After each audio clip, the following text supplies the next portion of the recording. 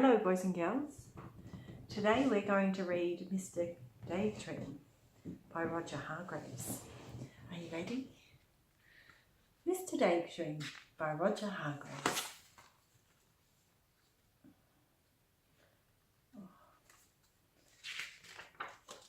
This is a story about Mr. Daydream.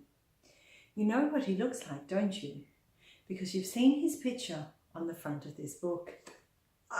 There's the picture. It's also a story about a little boy called Jack, and you don't know what he looks like, so here's a picture of him. There's Jack. Now, Jack was a very good little boy.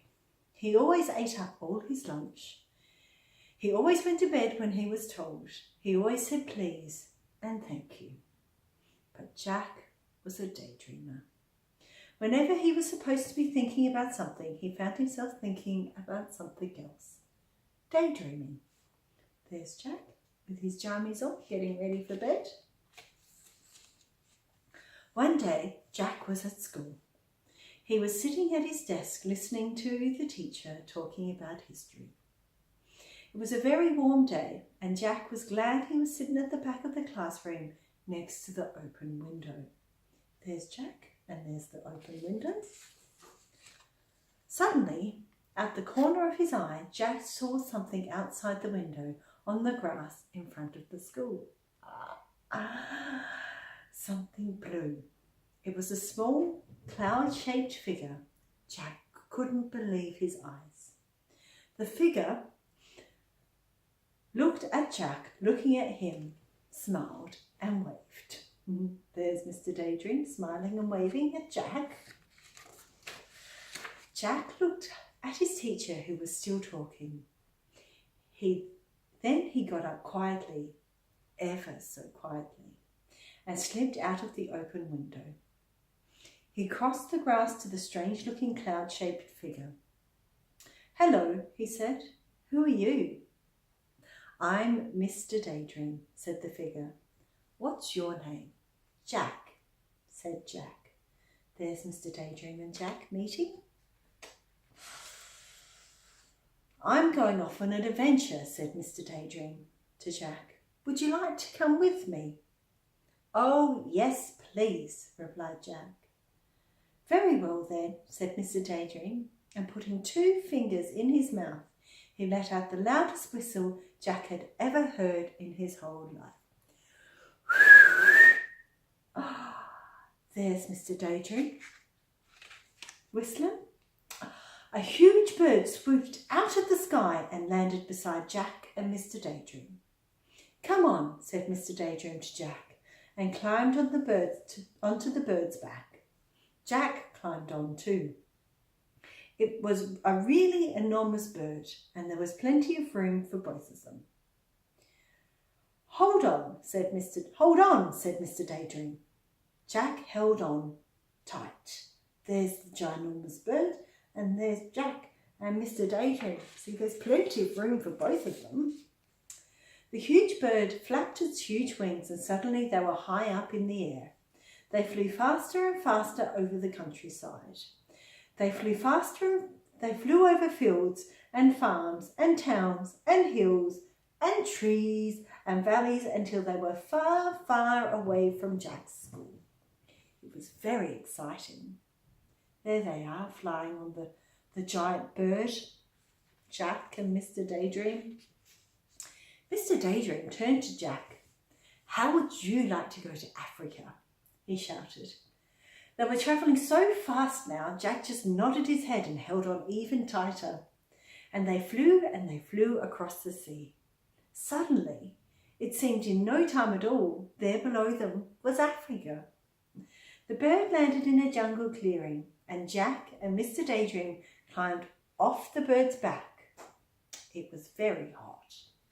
There they are in the jungle. They're in Africa now. "Come on," said Mr. Daydream to Jack. "Let's go and explore." So off they set, pushing their way through the jungle. Suddenly, in the middle of the clearing, they saw an elephant.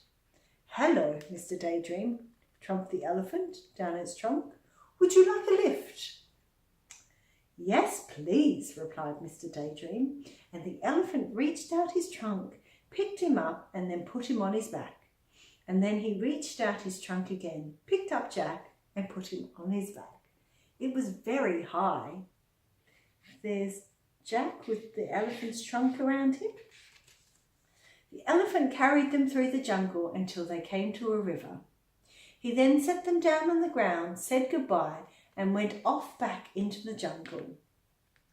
"How are we going to cross the river?" Jack asked Mr. Daydream. "Perhaps I can be of assistance," Perhaps I can be of assistance, wheezed a particularly oily voice coming from the river. They looked, and there was a crocodile. "Use my back as a bridge," suggested the crocodile. It was very helpful. So there's Jack and Mr. Daydream and the crocodile. What do you think's going to happen next? They were halfway across the river on a crocodile's back when the crocodile grinned a rather nasty grin. All teeth and no smile. Then, flicking his enormous tail and shooting Jack and Mr. Daydream up into the air, the crocodile opened his horribly large mouth and waited. It was very frightening. There's the crocodile's teeth waiting for the boys to come back into his mouth. Oh my gosh, oh my goodness, oh my golly, what is going to happen? "Oh dear," gasped Jack as he looked down at the enormous mouthful of teeth. "Oh dear, oh help." Mr. Daydream, upside down beside him, put 2 fingers in his mouth and let out that very large whistle of his. Suddenly, just as the crocodile's mouth was about to go snap, the big bird swooped down out of the sky. Mr. Daydream and Jack landed right on the bird's back. "Whew," said Jack. "Bother," said the crocodile. There they are, about to land into the mouth of the crocodile when the bird swoops down and rescues them. "Well, I promised you an adventure, didn't I?" grinned Mr. Daydream. "You certainly did," said Jack. "And now," said Mr. Daydream, "I think we will go to Australia." And they did. I think you boys and girls are already in Australia, aren't you? And Jack learnt to throw a boomerang so that it always came back to him. There's Jack and the boomerang. "And now," said Mr. Daydream, "I think we'll go to the North Pole." And they did. And Mr. Daydream fell right up into the middle of a snowdrift.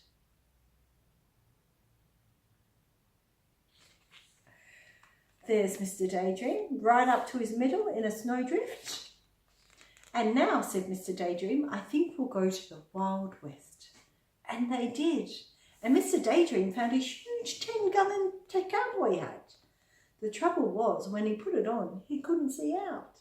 "Jack!" he called from underneath the hat. "Jack!" There's Mr. Daydream. He's under the hat. "Jack!" Suddenly Jack realised that it wasn't Mr. Daydream saying his name, it was his teacher. And Jack wasn't in the Wild West. He was sitting at his school desk. "Jack," said the teacher again, "you've been daydreaming." It was true. He had. But do you know something?